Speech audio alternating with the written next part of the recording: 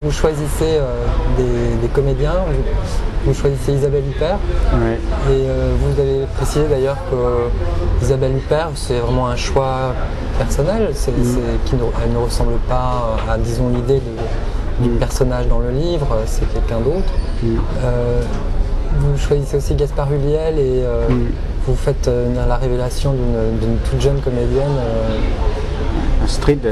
Astrid. Comment avez-vous en fait déterminé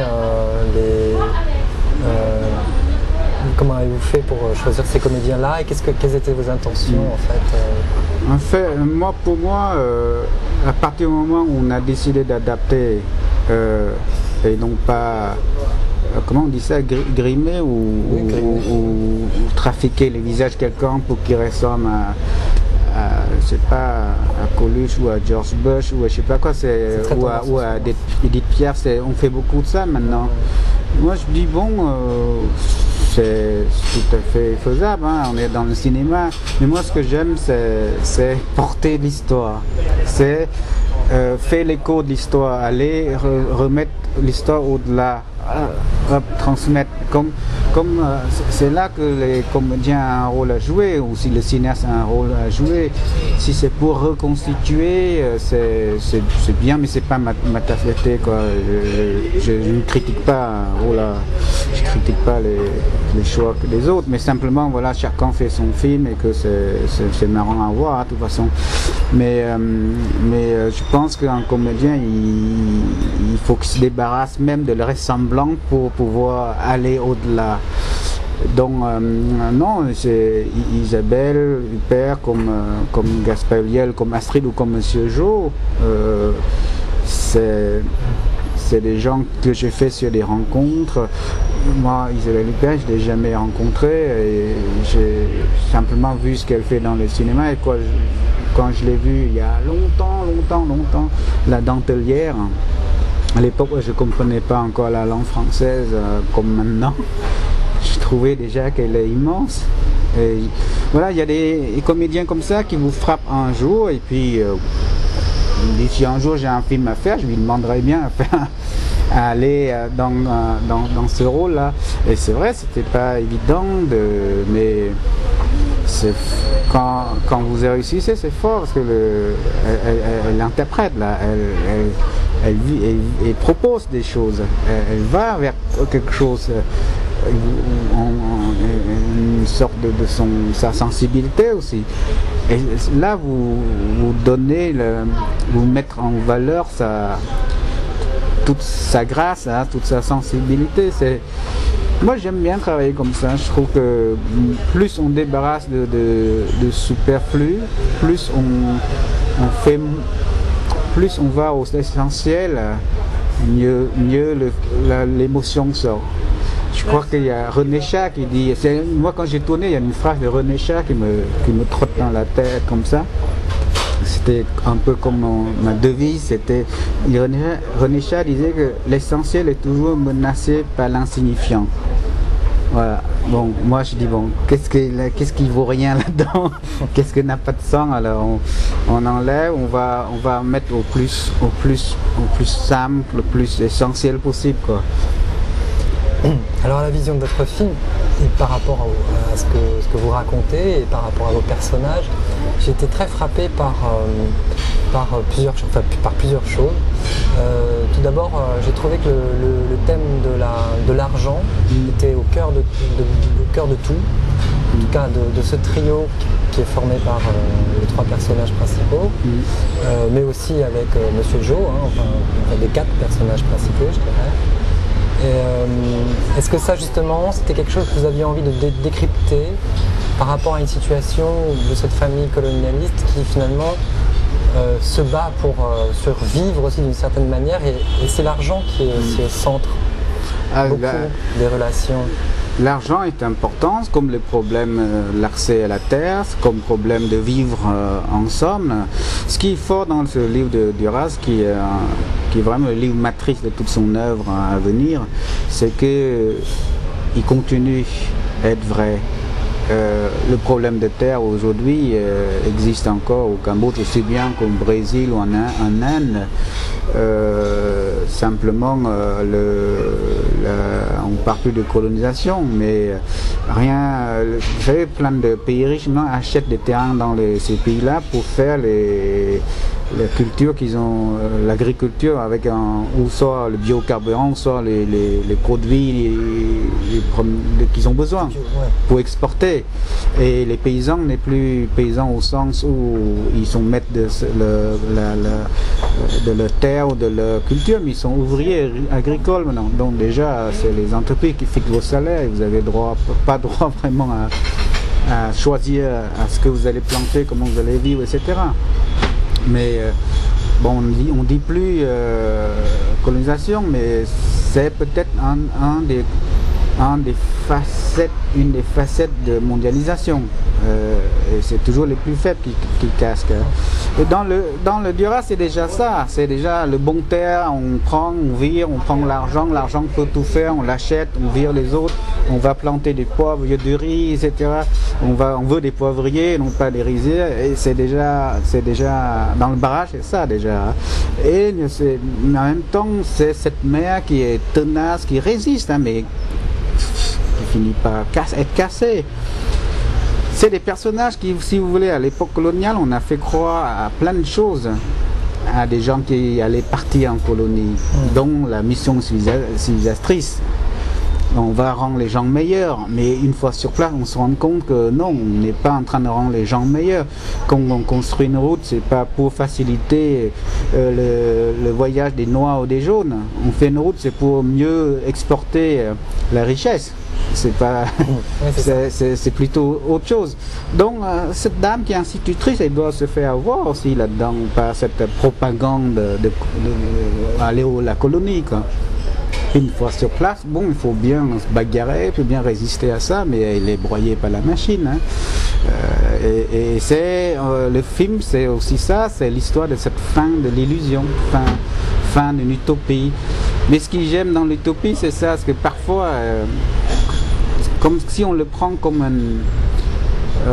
c'est idiot, les paysans qui contrôlent l'État, c'est idiot, ça fait beaucoup de morts, ça. Mais par contre, dans l'utopie, dans le communisme, il y a beaucoup de choses de bien aussi. C'est être solidaire, être avec les uns les autres, on partage des ressources, c'est quand même pas mal, quand même. Il ne faut pas tout jeter, non, quand même.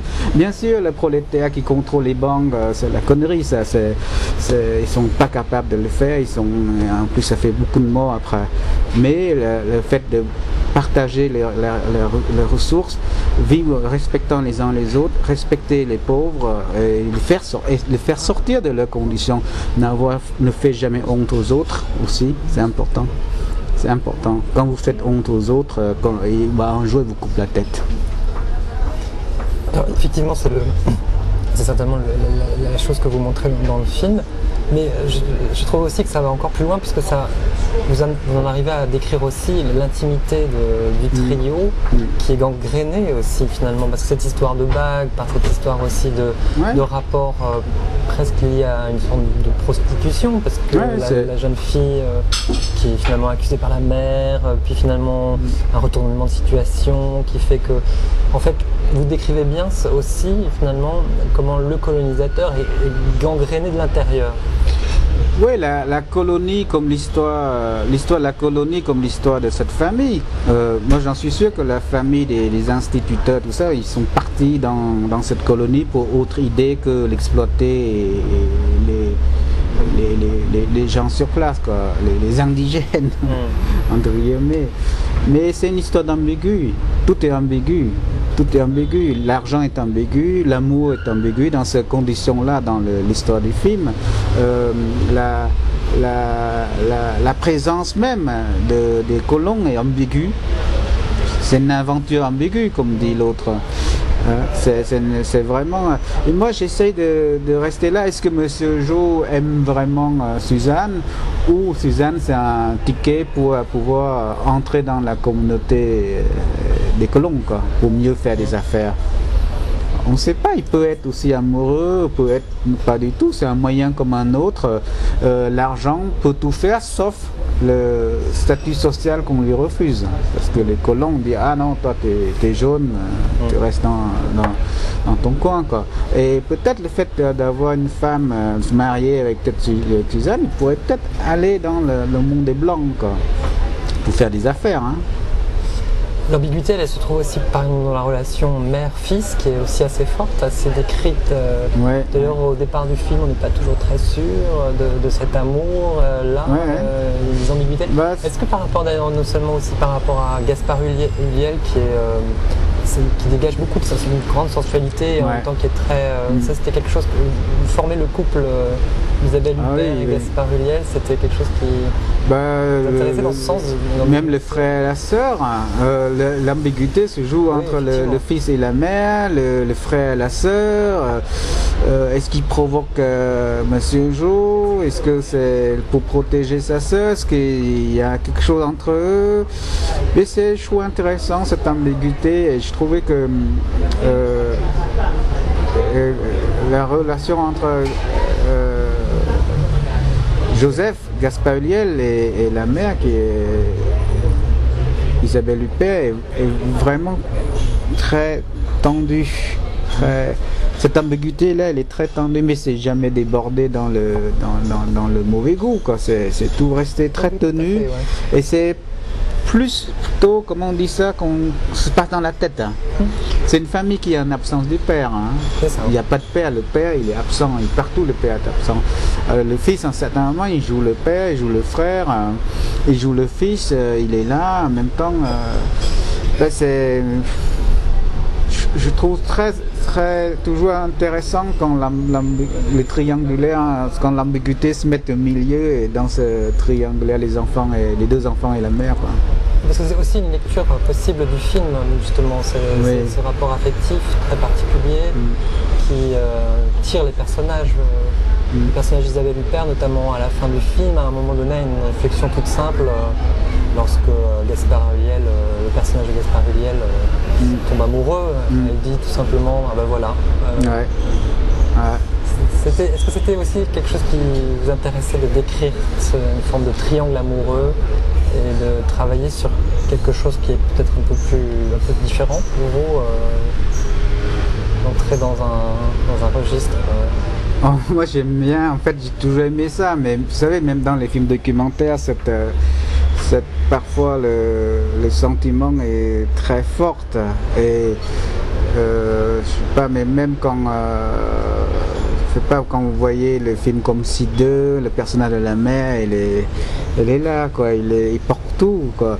Bon, je sais pas, moi j'ai toujours fait des films qui est presque le film de femmes, quoi. C'est très étonnant.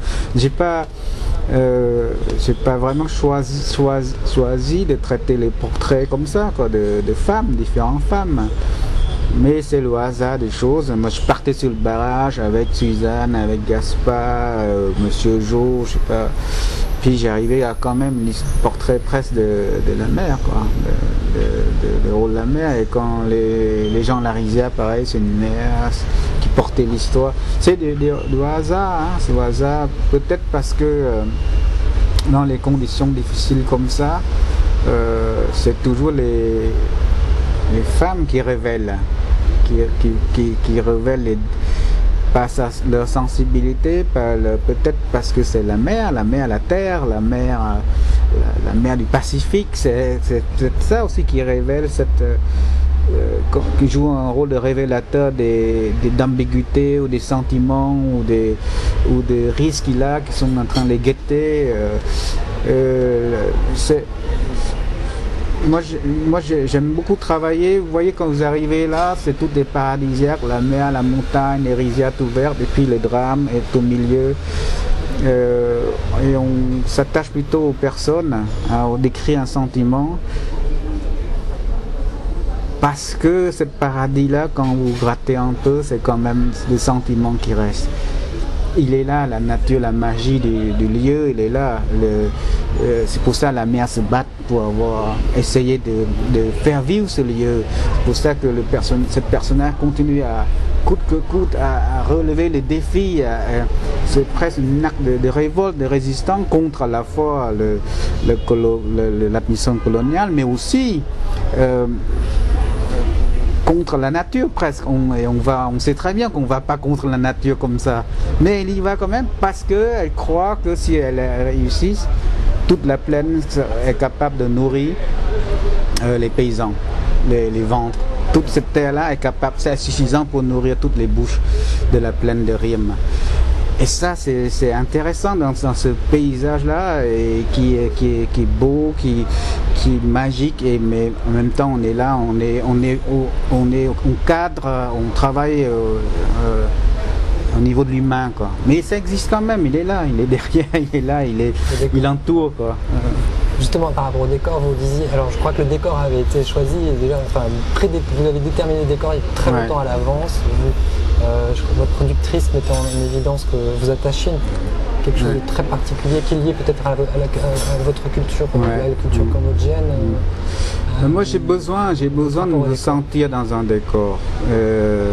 Comme on dit au Cambodge, tout a une âme. Hein. Le riz, il n'y a pas un mot pour dire riz, il y a plusieurs mots pour dire riz. Il y a un riz cuit, riz pas cuit, riz décortiqué. Et que quand un riz commence à mettre des graines, on dit le riz est enceinte, comme si c'est une femme est enceinte par exemple. Et il y a toujours les âmes par-ci, les âmes par-là, sur un arbre, sur un bout de terre. L'esprit sont là et moi j'ai besoin de trouver un endroit que les âmes me nourrissent aussi, que me montrent des choses, me révèlent la nature de ce lieu, quoi. Donc je commence toujours par, enfin j'ai une idée des films, tout ça, mais par exemple, l'écriture scénario n'a pas commencé une seule ligne tant que le co-scénariste n'a pas vu tous les décors que j'ai trouvés. On va d'abord sur le décor. Je trouve d'abord le décor, on va d'abord sur le décor, puis on discute du film. On raconte le film. Sur place. Sur place. Même après, on se discute du film. Voilà, moi, la maison, je mettrais bien là. Cette rizière-là, ça a un sens, quel sens, qui habite là maintenant, avant c'était quoi, et on a tourné sur la rizière où Madame Donadieu avait vraiment sa concession. Oui, c'est ça. Ça s'appelle toujours la rizière de la Dame Blanche ou la Femme Blanche qui est là, quoi. Il y a encore, pas très loin, il y a encore les vestiges de sa maison, des traces de sa maison qui est restée là au sol, quoi. Donc c'était important de trouver cette fleuve, cette mer, cette rizière et comprendre qu'est-ce qui fait que cette femme, à l'époque, on est quand même 1931 quand même, arriver à amener ces 3 gosses, arriver là-bas et penser à cultiver le riz, à faire un barrage. C'est loin, hein. Il y a des palus, on ne rentre pas chez soi en avion tout de suite. Si on a des problèmes, c'est loin, hein. Et ça, c'est une vraie décision, quoi. Quelque chose que dans le roman, quoi, c'est quelque chose de vraiment fort. Je trouve que cette femme accepte d'aller là-bas et jusqu'à l'épuisement, quoi, jusqu'à désespoir, de lutter. Et je trouve ça m'intéresse la lutte, ça m'intéresse le cheminement en fait, l'utopie, le cheminement dans l'utopie m'intéresse. Cette idée justement aussi du barrage qui est très symbolique, qui est le titre, qui porte le mot dans le titre de votre film, dans les livres aussi, c'est un barrage qui symbolise bien cette lutte en fait. Oui, un barrage, c'est très étonnant parce que quand je présente le film, ça commence à me présenter à quelques publics. Le début comme ça, c'est très intéressant d'écouter. Et ça passe très bien. C'est l'idée que le barrage, c'est une sorte de résistance. Ça passe très bien.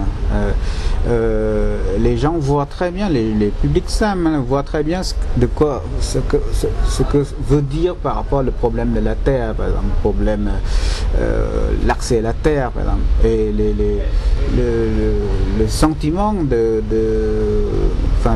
mère et enfant, la lutte de cette famille-là, le combat de cette famille-là, ils l'ont bien saisi, quoi. Effectivement, le barrage, c'est une forme un acte de résistance. La mer revient tous les ans, le marais est envahi tous les ans, mais on va essayer de détourner, de réguler, de faire en telle sorte que cette plaine qui est vaste on peut planter de riz. Et maintenant, il y a un projet qui, depuis 10 ans, qui a été fait sur la terre même inclus dans la terre de Madame Donadieu. C'est un projet soutenu par le gouvernement français, l'AFD, avec le gouvernement cambodgien. Ils ont fait des polders, un système de régulation de l'eau, contrôler l'eau, le marais, comme ça. Et la terre, sur la terre même de Madame Donadieu, la récolte est doublée tous les ans, ou triplée tous les ans, certaines années triplée. Et ça marche très bien. Moi, rien que de voir cette terre, la vraie terre de Madame Donadieu, qui n'est plus envahie par les marais, et que les paysans, les vieux paysans qui racontent encore les souvenirs de Madame Donadieu avec Joseph, avec son fusil à 2 canons, à 2 coups. Et je dis, ça, on peut faire le film maintenant, parce que là, ça y est, il y a l'histoire. Et il s'agit pour moi moi j'aime bien faire un film sur un territoire et inscrire après sur ce territoire une mémoire, en fait, une histoire, en fait. J'aime pas balader partout en ville, à la rizière, en ville, la rizière, machin. C'est trop vaste pour moi, c'est trop vaste. Je vais juste circuler dans un territoire et vraiment comme un arpenteur, quoi. Et là, on fait naître l'histoire de cette terre-là, quoi. Je voulais aborder aussi, pour finir, le rapport, peut-être votre rapport au montage, comment ça s'est passé, notamment aussi par rapport à la présence de musique, beaucoup dans votre film, ces choses qui finalement s'organisent et s'articulent et pour le coup, là on est quand même bien dans le domaine de la fiction, qui sont quand même des outils pour travailler une histoire. Comment vous avez travaillé pour... Le montage, c'est en fait, pour moi, c'était toujours très important. C'est une période très importante. Le film n'est pas fait tant que... Enfin, moi, je veux dire que je suis là au montage, quoi. Tous les jours, quoi. C'est pas 2 fois par semaine ou 3 fois par semaine, mais tous les jours. Je fais les mêmes... je suis tous les processus, quoi, le montage. Parce que c'est j'aime beaucoup le montage. Est-ce que c'est vraiment l'écriture du film pour vous? Oui, ça correspond à une grande... pas tout à fait entièrement l'écriture de film, mais si vous voulez, on peut pas faire un bon film avec des mauvais rushs, mais on peut faire de très mauvais films avec des bons rushs. Donc il faut, c'est pas terminé, quoi. Si vous avez, en plus, souvent quand en documentaire, en tout cas, les jolies images, c'est menteuse. Les jolies séquences est menteuse, parce que après vous faites voir, après l'écriture est complètement noyée dedans. Tout ce qui est beau n'est pas obligatoirement essentiel, quoi. Donc le montage, justement, ça permet à recadrer, à rythmer, à condenser, à donner des perspectives de lecture. On a encore remonté les séquences un montage qui n'était pas écrit comme ça dans les scénarios. Donc ça va jusqu'à la fin, quoi. Puis la musique, c'est pareil. La musique, quand il est illustrative, il vaut rien. Quand il intègre à l'image, c'est bien. Quand il soutient l'image, il vaut rien. Bon, il faut qu'il intègre dans l'image. Donc c'est pareil. Si on trouve tout de suite, ça va. Si on ne trouve pas, c'est assez angoissant et douloureux, quoi. Il faut ramer, essayer et pouvoir arriver à avoir quelque chose qui intègre avec comme une matière, quoi, quand ça fond dedans. Il ne faut pas qu'il soit trop spacieux, trop en dehors, mais qui fond dans l'image, quoi. Bon, voilà, c'est un goût, hein. Ceci dit, il y a des films, on met plein de tubes et ça fonctionne aussi.